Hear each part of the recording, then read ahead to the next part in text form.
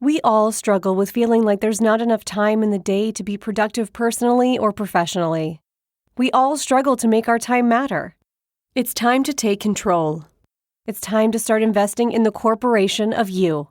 At Athena, they've helped over 700 ambitious professionals achieve more by connecting them with best-in-class, globally remote executive assistants. Athena executive assistants go beyond basic administration tasks. They help you make time matter through the art of delegation. They believe delegation is the superpower of all highly successful people, and your personal EA will help you get there. Your EA is a one-on-one long-term partner to help you achieve your personal and professional goals. Take back your time. Join the waitlist at athenago.com. That's athenago.com.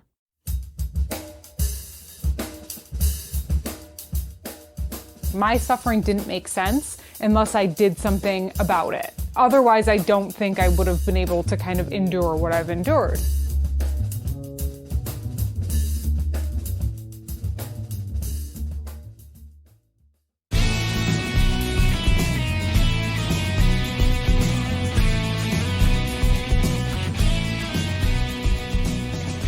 From Offscript Media, I am Matthew Zachary, and this is Out of Patience.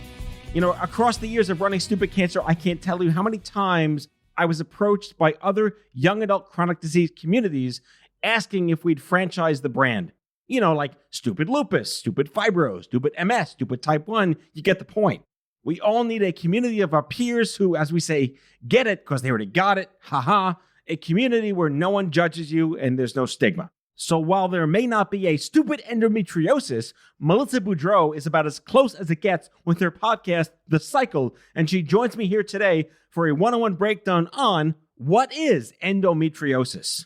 Melissa was a C-suite marketing professional whose life was turned upside down, interrupted to say the least, with misdiagnosis after misdiagnosis, sound familiar, cancer people, and an ever-increasing sense of isolation and fear that forever changed her formidable years. No one ever asks to become an expert on a disease they didn't plan to have, but for Melissa, she is a genuine voice for the 1 in 10 women worldwide who have endometriosis. Her work with the Endometriosis Foundation of America, coupled with her increasingly popular podcast and a desire to raise awareness and make noise, have positioned her as a leading voice in the dark for millions of women enduring this invisible disease. Enjoy the show.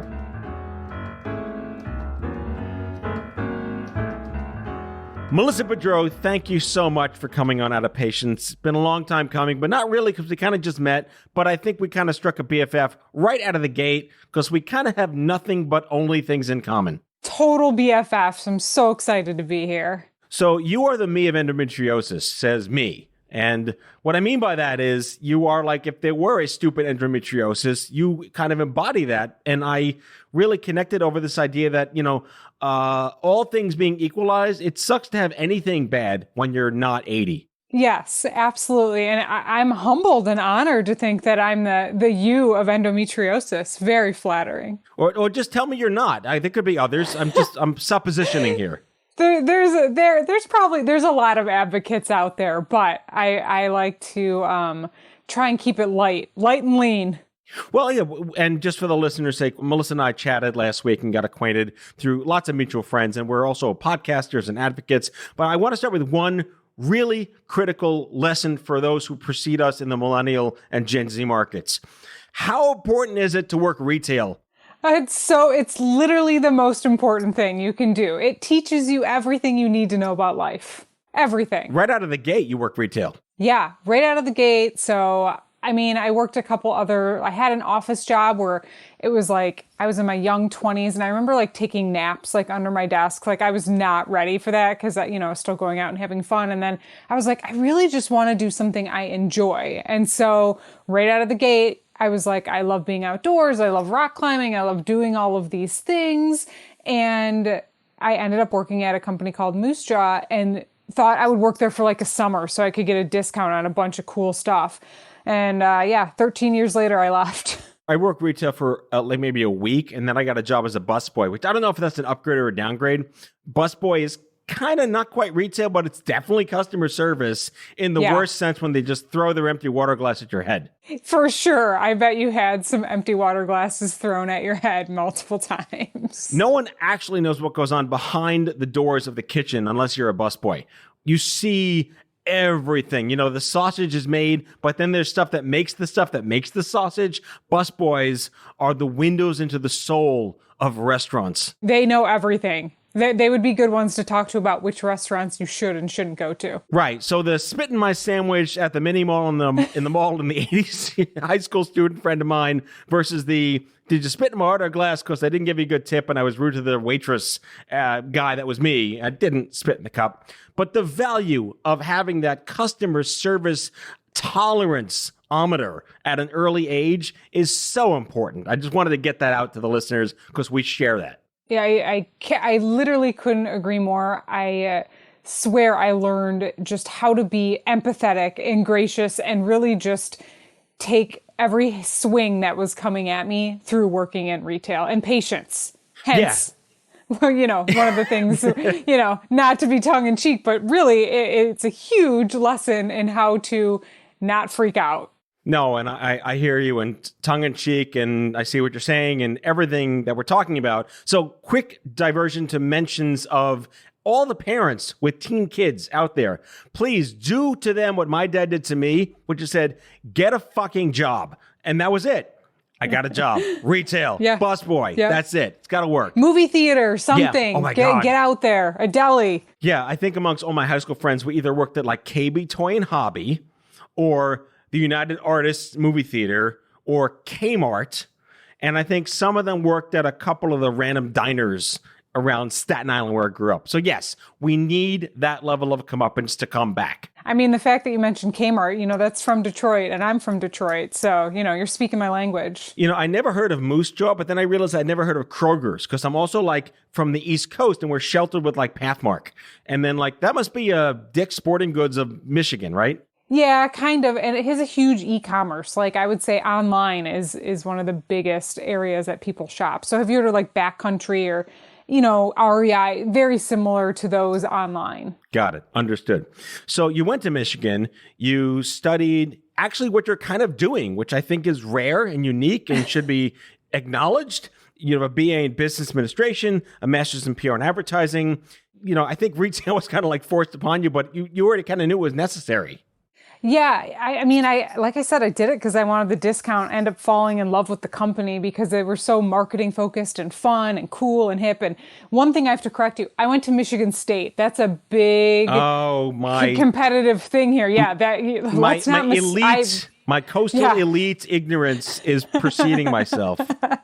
Yes, please don't make that mistake. My goodness. Is that the blue one or the not blue one? It's the green one. Okay. It's the green one. Right. Yeah, we're the green one. But yeah, so yeah, I honestly, I was working in retail, started working in marketing, and decided to go back for my master's to learn more about that trade because I fell in love with it. I love to do this because it really sets the stage on like when you think things are set straight ahead, you're getting your bearings, you're growing up, you're doing your 20s, and then shit happens you didn't ask for. So let's start to talk about where all the things you didn't plan for began to become your plan. Yeah. So, I mean, chronic illness definitely started to creep in. So when I was younger, and for people who don't know, like endometriosis affects you around your cycle. And when I was younger and in high school, I would be sick and have pain, but just thought it was normal, never talked to anybody about it. And so just ignored it and just, went on with my life like everybody else and would have a couple bad days a month and was like, whatever, everything's fine. Because I thought it was. Then I'm in my mid-20s, working retail, hustling, like a general manager of stores, moving around, doing all my thing, loving life, just enjoying things. And I start to get just really sick. Like my friends are going out to the bars. I'm like, maybe I've been going out too much. Maybe it's something like I need to chill out for a little bit. But then I got to this point where I didn't notice, but I was only eating crackers and broth for like weeks and I was getting skinny. And then I passed out one day at work and I was like, all right, something's wrong. Like I got to go figure out what's wrong with me. Totally thought I like an ulcer or GI issue, had every GI test under the sun, which is not fun, as I'm sure a lot of people listening already know. And they were like, nah, you got IBS. And I was just like, I don't think I have IBS. My intuition knew, but I was like, okay. In my teens, in my 20s, I knew like I didn't feel well, but I did think I was invincible. I was going out, I was having fun, I was ignoring any of the symptoms that I may have had. Just pretend, when you're that age, you do think you're invincible. But that's normal. Honestly, like I had to learn, they say like I was today years old when I learned this. Like 10 years ago, I was that day years old when like the gene of invincibility is really a gene. You are born and raised to be a hunter-gatherer, and whatever your Cro-Magnon instincts are, you don't start to get a sense of like, oh my God, there's consequences until you're 24. So your entire teens Yes. and college, like I went through that too. Like, my left hand doesn't work. I wonder what it is. Oh, well, I'll just play piano this way. Like you can't fault us for feeling that way. No, 100%. And when you're that, when you're that age, you are not thinking anything else, but you can do whatever you want, anytime you want, any time of day. So my question to you is, were you relieved when you were finally diagnosed with what it actually was, or was it not that simple? I actually diagnosed myself because of the lack of awareness. I literally Googled IBS and found out that I had endometriosis. I mean, based on the symptoms, I diagnosed myself. Then when I actually found out, I was relieved, but I didn't know what it meant. Oh, so for this human you're speaking to that does not have a uterus or any woman parts, what is the 101 of endometriosis? Okay, so there's not a lot known still about it. So there's just theories. Nothing has been proven exactly as to what it is, but it is defined as endometrial-like tissue, so tissue that is similar to the tissue that's inside the uterus grows outside of the uterus. It causes lots of pain. So it's these like lesions, and then those lesions form like almost like a Laffy Taffy type tissue, and it sticks all your organs together and causes all sorts of issues. So it's not just like a menstruation issue. You can have pain 7 days a week, every single day of the month, and then as it progresses, it can cause a lot of issues. So for me, it did attack my bowel. I didn't know, and I had to have a bowel resection. Well, you had me at Laffy Taffy until bowel resection. So now I'm on bowel resection. Sorry. Right. Yeah. Had to just stick that one in there. Yeah, you got to stick the landing. But you did a good job. So honestly, like, all right, so now I'm traumatized learning what this is. Oh my God, that's crazy. But is this par for the course? Is this what becomes the normal expectation of when women are afflicted by this? This is the problem. There's so little awareness and research on it that a lot isn't known. So there's different stages. I happen to have stage 4, but the stages don't even really mean the level of pain. I think it's just the amount of disease. So as of right now, we don't know why we get it. There's no cure for it. There's just a lack of awareness. So my case could be totally different than somebody else's case. And I haven't found 2 people that have had the same symptoms, the same issues from it. So that makes it even harder to figure out if you have. Is there any sense there must be some data on how many women are impacted by this every year personally? Yeah, so what we know is it's 1 in 10. Wow. So it is 200 million worldwide is what we know, at least based on actual diagnosis. But there's so many people that, they think they have IBS or they think they have these kind of other issues. And so they never get diagnosed, unfortunately. Is there a flow chart of it could be this, no, it could be this, no? It sounds like you and I waded through the waters of what the hell's wrong with us, and you found it on your own. I had to get a scan for them to find something in my head. Has anything changed since you had to self-diagnose yourself? I do think the awareness is a lot better, right? So it's been almost 20 years since I self-diagnosed myself. So I think that there is more awareness, but I talk to 20-year-old young ladies still now, and they're being told by their doctor the same thing I was told 20 years ago. So really the issue is also just the doctors aren't educated enough on it and still treat this like it's normal. Is this a GYN issue, or Yes. is this like a ENT issue or some kind of... It's a GYN, but if you go to the ER, it's dismissed, and people have had cyst ruptures. So part of this disease is you can get cysts within your ovaries or outside of your ovaries, and they rupture, and that's also very dangerous. But when people go to the ER, the doctors don't know. It's such a gross lack of awareness. But you asked me, I think it is better. It's still not there.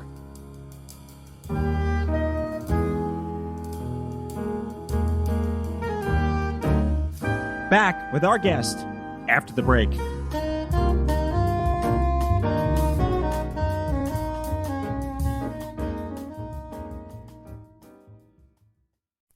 Has your chronic illness made it difficult to continue working in the traditional way? Want to learn how to find and create flexible remote work that both accommodates your chronic illness and generates an income? Join the Patients Getting Paid membership, a community of chronicpreneurs where people just like you find workshops and trainings, weekly updated condition-specific gigs, twice monthly coaching calls, co-workings, accountability, and the kindest community to support you on your path to make money while working from anywhere and taking good care of yourself.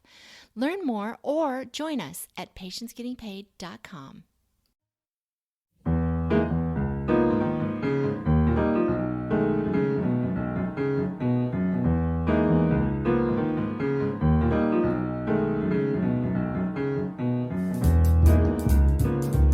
So I was once told that I started stupid cancer born with my condition. Never heard it phrased that way, but it kind of was like the thing I wished I had that I didn't have, but had the opportunity to create. You know, there is no rhetorical stupid endometriosis, as we said before, but you took it upon yourself to become a voice, the accidental advocate, per se, right? So you got involved with the Endometriosis Foundation of America. I didn't know there was one. Why would I? But what was it like to find that? Have they been helpful? You helped raise money for them? It was serendipitous. There aren't that many organizations. I was just like, every March is Endo Month. I was like, I want to do something I feel like I need. This is like a purpose. I need to give back from all my suffering. Otherwise, as I'm sure you know, and I'd love to hear your opinion on this, like my suffering didn't make sense unless I did something about it. Otherwise, I don't think I would have been able to kind of endure what I've endured. So I found them, started fundraising for them, randomly saw something on Instagram that they were hosting this patient day in New York, was like, you know what, I got miles, fly out there. And it has been a game changer meeting them and finding out, you know, just the lack of awareness. I knew about the lack of awareness, but research and how difficult things are. So it's been very, very helpful. And, you know, in the back of my mind, and I'd love to hear your opinion on this too, I was always like, I'm going to start a nonprofit to help gain access to surgery, because right now surgery is the only gold standard to help people with the condition, and there's a lack of access to that. And so I was like, I'm going to start a nonprofit, and then talked to someone who did and was like, don't do that. It's just so hard to do. Yeah, I probably have an unlimited number of pieces of content out there about don't start a charity. Unless it's kind of clickbaity because like, yeah, sure, why not? And then you have the conversation on just because you could doesn't mean you should, or just because you should doesn't mean you could. But to the extent that there are still open wound gaps in the marketplace of support, there are needs and there are ways to make it successful if it's done right. My question to you, again, having just only been exposed to, EFA, what have they been doing? If you were to audit, like, are we still in a place where there's just been no progress? And if there's still this desperate need to get surgery covered, where are the insurance gaps? Is it a policy issue? Are there lobby shops? What's the space now look like where we can all say in 5 years, this should happen? All of the above, everything that you just mentioned is still an open issue. They are working very hard to try and get at least like in a congressional level, getting support, from the NIH. I mean, that's not even happening. The funding isn't even there. So that's like a huge first step. And then the next step is getting it recognized with the insurance companies and what the actual treatment is. So, right now there's all these, you have to do this, you have to do that, you have to do this before you can even get a surgery. And, insurance companies are approving a version of the surgery that doesn't really actually help the patients. But because of, funding and money and all of that, a lot of patients are having what's called an ablation surgery, which actually hasn't been proven to be very effective in helping. So the foundation works on all of those things, but mainly also research, because so much is not known about the disease. So if we can figure out what are the biomarkers, is there a way to diagnose it without having surgery? A lot of those steps as well. And then getting access to patients. Right, because this isn't like, get a pap smear. It's completely different. Yeah. It's completely different. So as far as like peer-to-peer, like meeting someone like you who went through this, my whole shtick about advocacy is making something suck less for the next me. What could that possibly look like when you connect with that next young 20-something with early symptoms? telling them that they're not alone and telling them that their pain isn't normal. That is what I scream from the treetops. So like if you know someone who has painful periods at a young age, like you're missing school, you can't get out of bed, that is not normal. That is the first thing. And there's a huge stigma for years and years and years that is normal, but it's not. So if early diagnosis can happen and seeing a doctor who actually understands the disease, then they may not go on for 20 years of suffering or not being diagnosed. You know, the average diagnosis right now is 7 to 10 years. Wow. Yeah. That if you could get diagnosed at 20, have the proper surgery, there is potential that you could go on and be like, oh yeah, I had that, and then almost forget about it. You know? Yeah, genomics and predictive medicine haven't even begun to think about this type of body part yet. Yeah, I mean, yeah, that's definitely, it's not at the forefront. And I'm not like a, rah women's like lib. I mean, obviously I am a female, but I do think that women's healthcare doesn't get recognized the same as maybe community or diseases that affect both sides. Well, I see parallels here, not just to the young adult cancer movement. We had discussed this on our call last week. This is basically some kind of, it stagnates your ability to become a productive member of society. And it's an economic burden to our country when you can't buy things and go out and have kids and hold down a job when a chronic disease gets in the way of your productivity. That was what framed the entire narrative around young adult cancer. Not just that we got it more, we died more, we suffered more, but like by improving our abilities to live with, through, and hopefully beyond it, it helps the economy. It helps us have more 100%. Kids, keep our jobs, be less stigmatized. I can't help but want to just proffer out extemporaneously that this is a women's health, women's rights issue as much as breast cancer in the analogous nature. Yes, I 100% agree with you. And I want to go back to like being an advocate, or like for you, why did you start to advocate? I'm sure you've talked about this before, but I'm really curious. Like, did you feel like a sense of you needed to, like I did? I never knew it was possible that I could do something that made shit suck less for someone like me. It wasn't until I had that Gestalt moment. I mean, I've told this a million times, but I spent 7 years alone. I thought I was the only kid with cancer in his 20s. And then I met this one guy who was like this, you pull a thread on the sweater and the whole thing unravels, and behind the Wizard of Oz curtain were like 50 me's. I'm like, where the hell have you people been? So I had this whole Gestalt between 04 and 06, and that's when I realized I could just figure out a way to make young adult cancer a national narrative at the marketing level. And Stupid Cancer was nothing more than a great brand that attracted Gen Xers to give a shit about Gen Xers. But prior to that, I didn't know what I could do. But it wasn't until that moment I realized I could do something. And to your credit, yes, thank you for not starting a nonprofit. But you did start a podcast that I've been listening to, and I've really been turned on, called the Cycle Podcast, very apropos. And in the interest of doing something that you need to get done because it needs to get done, and if you didn't do it, no one would. One of the quotes, I don't know if you read the reviews, you're not supposed to read your reviews, but I did. I'm going to read this verbatim. I was diagnosed with endometriosis on Saturday and finished episode 9 by Wednesday. It changed my life. How does that make you feel? I mean, I like tear up just hearing that, because that means that I've taken my suffering and turned it into helping someone else. So what's it been like to become a podcast host? I have no idea what I'm doing. Let's just be honest. Every day when I'm doing a podcast host, but I love it. I enjoy it. I just love talking to people and meeting people and then hearing feedback from others just saying, thank you so much for doing this. And it's been very rewarding. You know, when I started the Stupid Cancer Show, there was no such thing as like radio, internet, cancer stuff. So the entire first 3 years booked themselves instantly because there was nothing there. How have you found, obviously reception has been incredible. How do you determine who to book, what the narrative is? Do you have an editorial calendar? Are you flying by the seat of your pants just because that's the way it needs to be?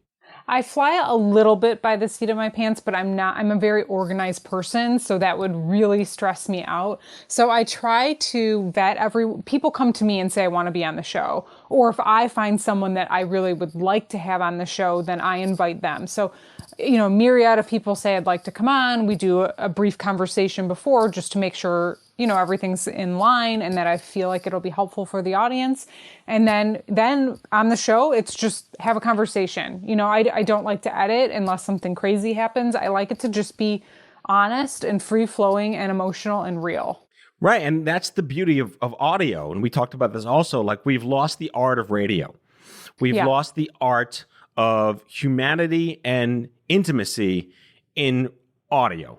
And today's generation is so used to video and texting and social media that we've forgotten what the hell media is without 7 senses in your body going off at the same time to learn something.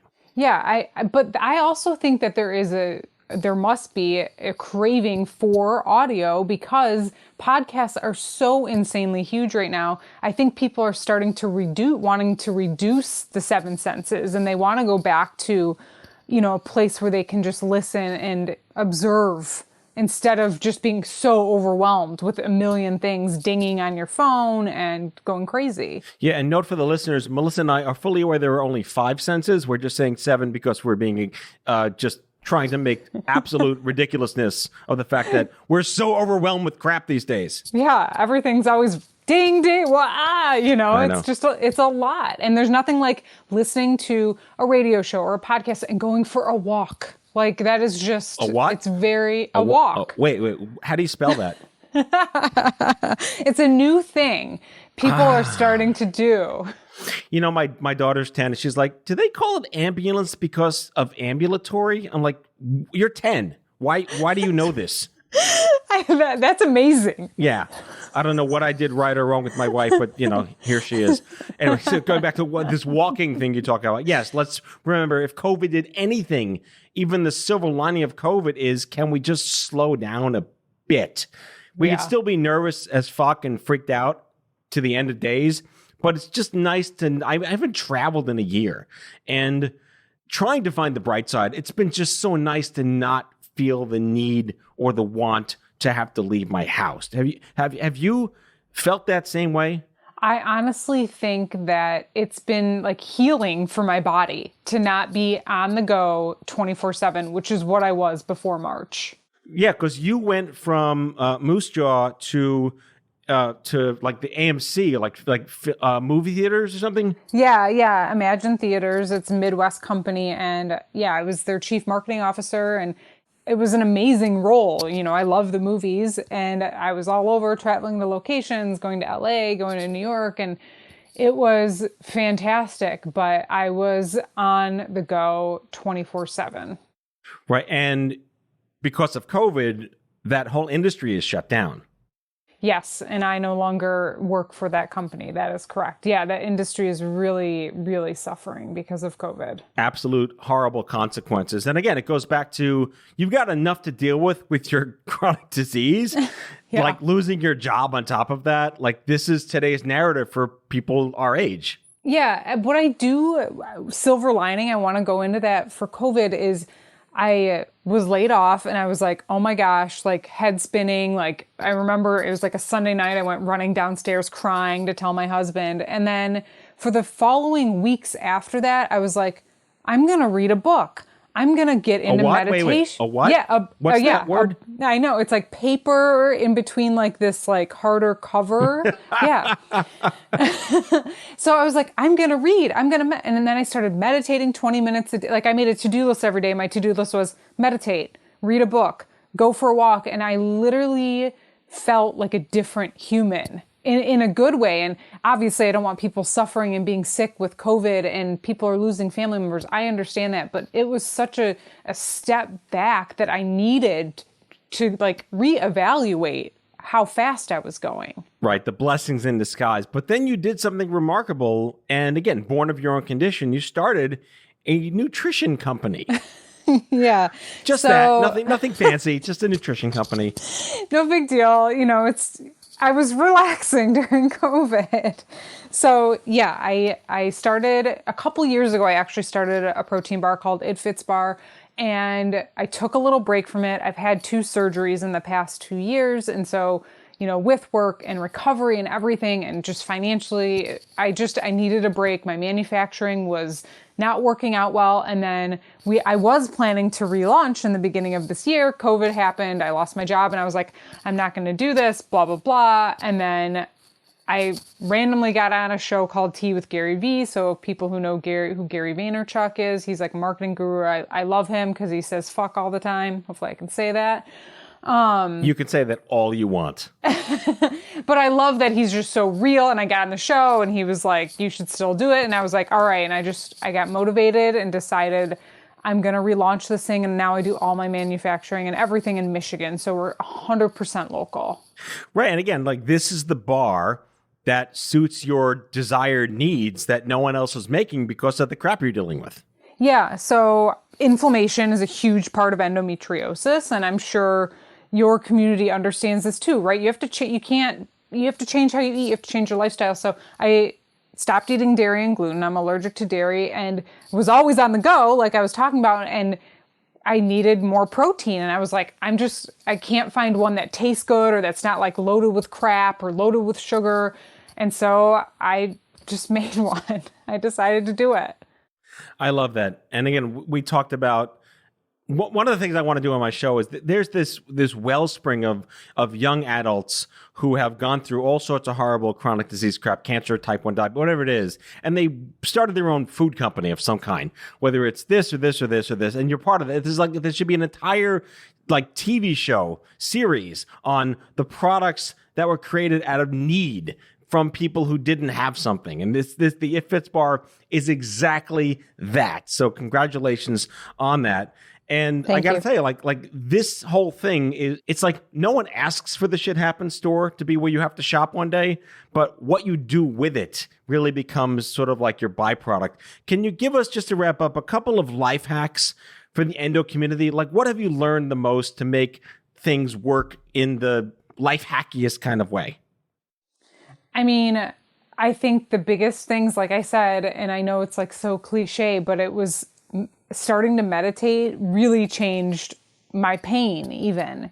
Daily pain, it helped reduce it. So that is a life hack that I think everyone should, no matter what. Yeah, if you're the healthiest person in the world, I think it's something that everybody should do. But then also just having gratitude for what you do have. And I know it's so hard when you're sick and you can't get out of bed and you feel awful, but you have fresh water, you have a roof over your head. Going back to those basic needs always propelled me to keep going forward because I knew no matter how sick I was, I know how lucky I am too. And I'm alive. I mean, at the end of the day, what am I going to do with this thing? I'm alive. I'm going to just keep pushing forward and remembering that, like, we're alive, we might be really sick, but we're here. So what can we do with that time? Famous last words. No, I'm totally kidding. Not famous last words. Famous first words I've heard actually being used for that case. How do we make the most of the time that has been given to us? There you go. Yes. I remembered it. Beautiful. And it's true. It's true. Well, Melissa Boudreau, host of the Cycle podcast. I highly recommend it. We put a link in the episode description. Founder and CEO of the It Fits Bar, also available online. We'll send that link out as well. And I love the fact that you are working in philanthropy with the Endometriosis Foundation of America. Kudos to you. Wonder Twin Powers activate. Let's go break some more shit. Let's do it. Thank you so much for having me on. Thank you for everything that you do, too. I'm so glad we're connected. That's all for today, folks. If you like the show, be sure to subscribe, leave a review, follow us on social, and tell all your friends to listen. Out of Patience with Matthew Zachary is a product of Offscript Media. Our executive producer is Matthew Zachary. Our senior producers are Jen Horangeff and Andrew McDowell. Darren Tunn is our production intern. It is recorded, mixed, and edited by Matthew Zachary. Our theme music is by the Mike Van Allen Quintet and by Mara. For advertising and media inquiries, email media@offscript.com.